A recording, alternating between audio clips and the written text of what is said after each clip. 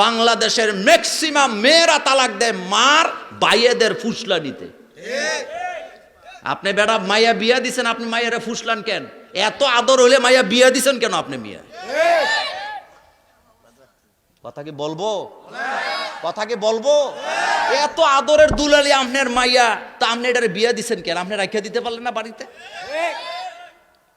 প্রত্যেকটা সংসারে কিছু না কিছু খুঁটিনাটি থাকেই, কিন্তু এই জন্য মেয়েরে নিয়ে আসতে হবে কেন?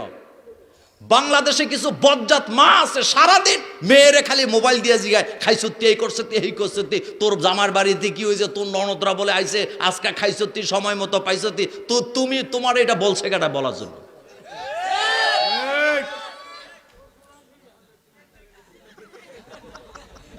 শৈলটা পড়ায়। তাইলে বাংলাদেশের অনেক পরিবারে আগুন লাগায় মায়েরা। কথা কন না কেন? কারা? এমন মহিলা আছে না নাই? ও আমার কলেজার মায়েরা, মেয়ে তো বিয়ে দিছ, খবরদার এসব বলবা না। বিশ্বনবীর ঘরের হাদিসগুলো পরে দেখো, আল্লাহর নবী হযরতে আলী রাদিয়াল্লাহু তাআলা আনহুর ঘরে যায় দেখলেন ফাতেমারও মন খারাপ, আলীরও মন খারাপ। আল্লাহর নবী চলে আসছে, কিছু বলে নাই। একটু পরে নবীজি আবার গেছে, হযরতে আলী বসছে, ফাতেমাও বসছে, দুইজন দুই দিকে। আল্লাহ নবী নিজে নিজে বলতেছেন, আমার ফাতেমা হলো আমার শরীরের একটা অংশ, আমার ফাতেমাকে যারা কষ্ট দেয় তারা যেন আমি নবীকে কষ্ট দেয়। কথার মধ্যে কি হিকমত! কথার মধ্যে হিকমত আছে না নাই? কি কথাটা বলছে? আমার ফাতেমা হলো আমার একটা শরীরের অংশ, আমার ফাতেমাকে যারা কষ্ট দেয় তারা যেন আমারে কষ্ট দেয়। আপনি যদি কথাটা বুঝেন, আপনি যদি যাইয়া দেখেন আপনার মেয়ের সাথে আপনার মেয়ের জামাইয়ের ঝগড়া চলছে অথবা একটু ঝামেলা হয়েছে, আপনি যদি যাই একটু করে আদর করে বলতে পারেন, জামাই আমার মায়াটা, শখের মায়াটা তোমার কাছে বিয়ে দিছি, তুমি তো আমার মেয়ের উপরে অত্যাচার করো, তুমি যেদিন বাপ হবা সেদিন বুঝবা মেয়ে কি জিনিস, ঠান্ডা হওয়ার সম্ভাবনা আছে না? না। আর যাইয়া যদি আমি কি হইনির ফুতনি, তোর কাছে বিয়ে দিছি রে, আরে তোরে দেখে দিয়া লাইছি বুঝতে পারি নাই, তা আগুন বাড়াইছেন না কমাইছেন মিয়া? তা আপনি আগুন লাগাইতে গেছেন, লাগাই দিয়ে আসে না?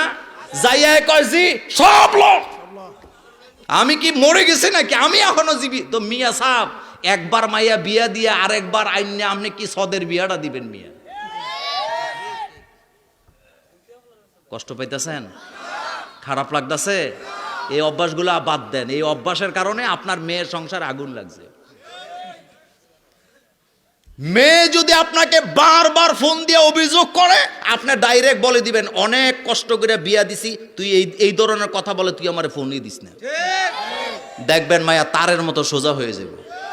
আর আপনি থাকবেন বিদেশ, আপনার বউ খালি একটু পরে পরে জিগেব, আজকে তো শুনছি তোর ননদ 5টা সবরি তো আইসে, খাইছতি তুই? আরে তোর বাগে রান নাই, তুই বোধহয় গলাটা খাইছ।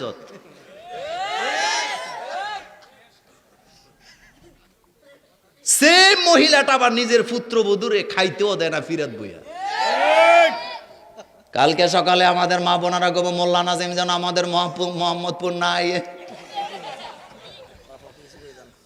ও মায়ের, আমি সময়ের জ্ঞানের ব্যাপারে কথা বলছিলাম। উকুন খুলতে খুলতে খুলতে খুলতে সারা দুনিয়ার গিবত করে আছে না নাই? এটা কিচ্ছা কই? হ্যাঁ, আমি তো কিচ্ছা বলি না, মজার কথা বলি। এক মহিলারে বিয়ে দিছে বাপে, তো ছেলেটা এত ভালো, একটা সাবানের কথা কইলে 2টা নিয়ে আসে, যে যাক আমার স্ত্রী তো চাইছে 2টা দিলাম। জামা একটার কথা কইলে 2টা দেয়।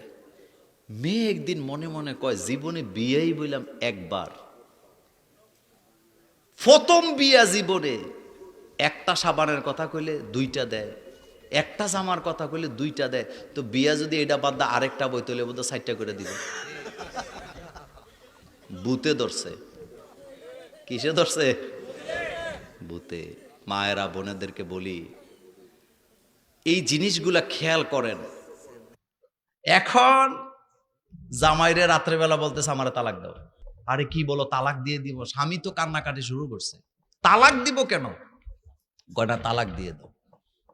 তালাক দিছে, দেওয়ার পরে দ্বিতীয় বিয়ে হয়েছে, মনে করছে এবার ডবল ডবল পাওয়া যাবে। সাবানের কথা কয়, স্বামী কোনো কথা বলে না। কাপড়ের কথা বলে, কোনো শব্দ নাই। কয়েকদিন পরে দেখে একটাও দেয় না। তো কান্না করতেছে, মহিলারা তো বিলাপ করে, বিলাপ করতেছে আর বলতেছে, আগিলা রে আগিলা, কত ভালো আসিলা, একটার কথা কইলে দুইটা দুইটা আনছিলা, এখন তো একটাও কপালে। আমি কথাটা পারিবারিক ব্যাপারে আমার মায়েরা বোনেরা তোমাদেরকে বলে গেলাম, মেয়ের সংসারে নাক গলায়ও না। মেয়ের সংসারে নাক গলাইয়া বাংলাদেশের অসংখ্য মেয়েদের তালাক নেওয়ায় মায়েরা মেয়ের জীবনটা নষ্ট করে দেয়। আপনি মেয়ে বিয়ে দিছেন, সকলের সংসারে কিছু না কিছু খুঁটিনাটি, কিন্তু মূল কথাটা যেটা বলছিলাম, একসাথে দুইজন তিনজন নারী যখন হয় উকুন খুলে আর গিবত করে, অমুকের তমুকের গিবত করে, এমন আছে না নাই? গিবত করে সময় কাটানো যাবে না, কারণ প্রত্যেকটা সময়ের হিসাব দেওয়া লাগবে কার কাছে? সে আল্লাহ রাব্বুল আলামিন বলছেন, ওয়াল আসরি, সময়ের কসম করে বলি, সময় তোমাদের মধ্য থেকে দ্রুত চলে যাবে। ইন্নাল ইনসানা লাফি খুসরি, নিশ্চয়ই সমস্ত মানুষগুলা ক্ষতিগ্রস্তের মধ্যে আছে। তার মানে হলো সময়ের মর্যাদা দেয় না যারা, বিপদে পড়বে তারা, আফসোস করবে, কিয়ামতের দিনে আফসোস করবে, আহারে নিজের হায়াতটাকে কোনো কাজে লাগাইলাম না। সারাটা দিন আড্ডা মারে, সারাটা দিন আড্ডা মারে, বিড়ি খায়, দোকানে বয়ে বয়ে গ্রাম্য রাজনীতি করে। আমি মাঝে মধ্যে বলি, বাংলাদেশের গ্রামের টং দোকানে যে ধরনের রাজনীতি হয়, সংসদেও এত কথা হয় না।